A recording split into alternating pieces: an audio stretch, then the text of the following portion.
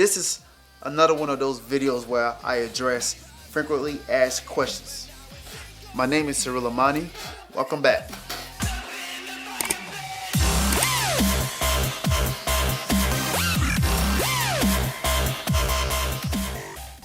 I've been frequently asked these questions like, so when you started doing videos, what were your first cameras like? So you're looking at my first paid gig camera. Now if you look behind me, you'll see some camcorders. Now those are the cameras that I had in high school and college, you know, just practicing, playing. You know, I'm a sentimental person, so I never get rid of anything. Now these are the cameras that I started with. So I started with my T5i. This is a Canon T5i. It's touchscreen. Me and my brother, we just woke up one day and said, let's just start buying gears. And we just started buying gears. I've had this since 2013, 2014. So it's been a while. It's been almost 8 years, and this camera still holds strong. I've done so many stuff with this camera. It works really great. Still works great. It still does the job. If you're a vlogger, this camera is perfect for you. You can go on a trip. You can be on a bus. You can be riding your bike. You can use this camera because it has a flip screen. Having flip screens with these cameras are a major key for me. Like, I wouldn't get a camera if it doesn't have a flip screen. The only camera that I have without a flip screen, which I regret buying, but for the money, for the deal that I had to cop the camera. It's this one right here. This is a Canon T6, not the T6i.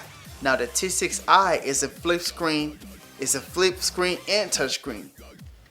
You see, this is the LCD screen. You can't do nothing with that.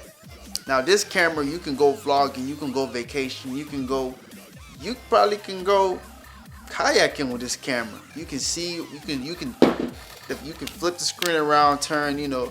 But this is my first camera, and this is the second one. I get asked so many times on what type of camera to buy as a beginner. The reason why I'm showing you guys my old camera is a lot of people think you have to have $1,500, $1,000, $2,000 to really get a good camera. I pulled so much good footage and videos using one of these. Like, you just have to have the right angle, the right lighting, the right situation to really do what you need to do. And these cameras, they last long for years. People always like, so why Canon? Like, why Canon? To me, Canon is a personal preference. I like a camera that has a good color science. When I go back and post and try to color grade, I find myself not doing as much as I would if I was using a different camera. We had a small shoot. It was a short film, like a YouTube series. And I had a friend of mine came with her Nikon camera, and we were shooting the same scene. Pretty much I was on this angle and she was on this angle. We shot one scene. I'm talking about the same setting, the same kind of lens, same scene, and we were shooting at the same time. Mind you, it's two different cameras, Nikon and Canon. For a fact, I know the color will not be the same, but I did not know that it would be a big difference. Like, it was a huge difference. In post, I could not use her clip because her color, the color straight out of her camera was so bad. It wasn't bad as in itself. If she shot the whole scene with just that camera, it wouldn't be so bad. So now it's like Canon just came in and had to ruin the whole scene. Now I can't use her clip no more. And now she's calling me like, hey, I just watched the whole scene. I didn't see the ones that I shot. And I'm like, I'm sorry. I can't use your clip. This camera has been through thick and thin in situations where we had no budget. Like, everybody was learning. I'm talking about like 2013, 2014, when we was dropping those YouTube series. We were just having fun. And this camera was there, and it did all that stuff for us. When I decided to go into wedding photography and videography, this camera was the one that I started with. Like, I used this camera to really start off anything. For me to have used this camera to do so much for that long, and somebody thinks that I'm going to get rid of this camera, no. This camera is not going anywhere. The only reasons why I'm not really talking too much about this camera, because I did not get to use this camera for long, because I was not satisfied with this. No flip screen. I couldn't do nothing with this. The deal was so good, it was a buy one get one free type of deal. Like, I pretty much bought something and I got this camera for almost nothing. And it's a Canon camera, so you know I had to pick it up.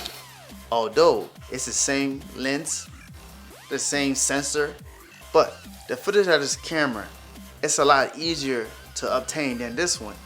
Like, I have to literally record, push record, go record half of the video, come back and see that half of my head is chopped off because I can't see what I'm doing because it's not a flip screen. Another one is this camera is not touchscreen.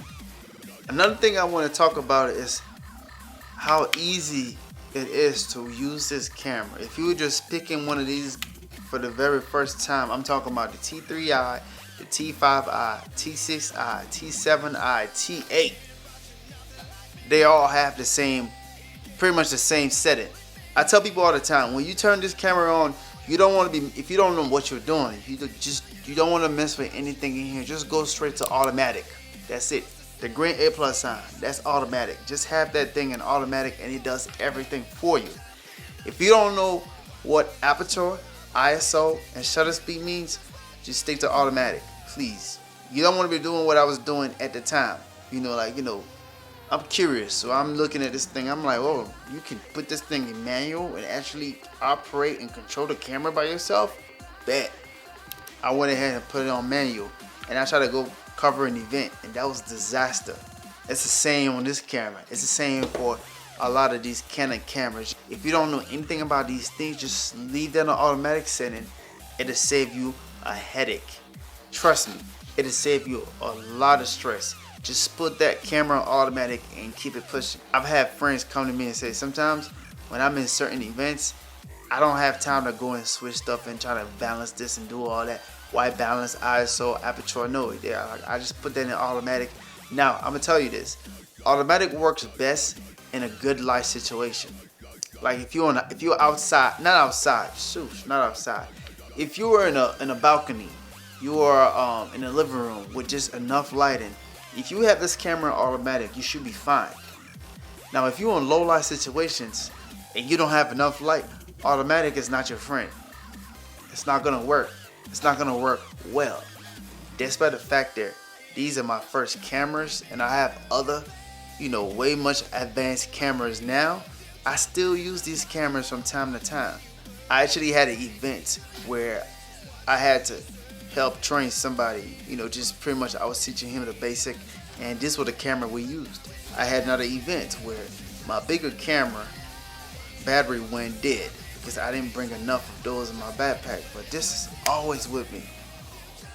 I picked this up, swapped the lens out, put my 24-70, and we was going. So this camera still works really great. It's not 4K, but with a good lens on this camera, you wouldn't be able to tell. My recommendation is you start off with a nice, affordable Canon camera. Then you work your way up to the more advanced Canon cameras. Now, when you get to a certain point where you probably get bored with a brand, I'm not bored, and you want to go jump ship to Nikon or Sony or Red or Blackmagic, well, you can go ahead and do that. I think that's it for today. I was able to cover a few questions that, was asked. Subscribe to this channel if you haven't. I'm dropping video weekly. We're talking about everything. Any questions you guys ask, shoot me an email or put it in the comment section. Go talk to me. What was your first camera? If you don't have a camera, what are you thinking about getting? What's on your Christmas wish list?